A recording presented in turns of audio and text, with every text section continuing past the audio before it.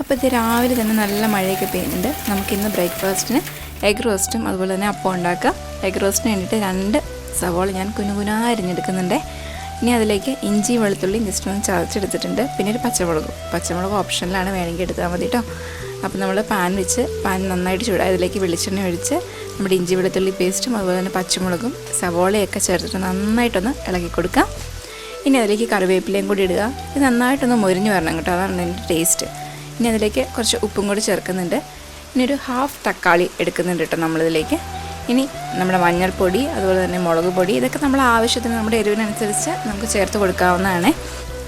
ഇനി നമ്മളിതിലേക്ക് തേങ്ങാപ്പാൽ ആഡ് ചെയ്യാണ്. അപ്പോൾ ഈ സമയത്ത് കുറച്ചും കൂടി ഗ്രേവി വേണമെന്നുണ്ടെങ്കിൽ നമുക്ക് കുറച്ച് ചൂടുവെള്ളം കൂടി ഒഴിക്കാവുന്നതാണ്.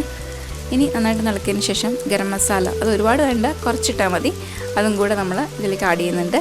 എന്നിട്ട് നമ്മുടെ മുട്ട പകുതി മുറിച്ചോ അല്ലാണ്ടോ എങ്ങനെയാണെന്ന് വെച്ചാൽ നമ്മുടെ ഇഷ്ടത്തിനനുസരിച്ച് മുട്ടയും കൂടി ചേർത്ത് കൊടുക്കാം.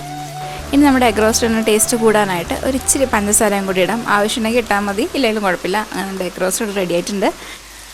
ഇനി അടുത്തെന്ന് പറഞ്ഞാൽ നമുക്ക് അപ്പം കൂടി ചുട്ടെടുക്കണം.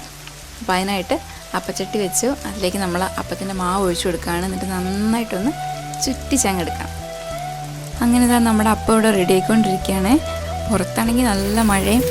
അപ്പോൾ ഈ ഒരു ആംബിയൻസിൽ നല്ല ചൂടപ്പോ അതുപോലെ തന്നെ എഗ് റോസ്റ്റും ഒക്കെ കൂട്ടി ഒന്ന് കഴിച്ചു നോക്കിയാൽ അതൊരു കിടിലൻ കോമ്പിനേഷൻ തന്നെയാണ് കേട്ടോ.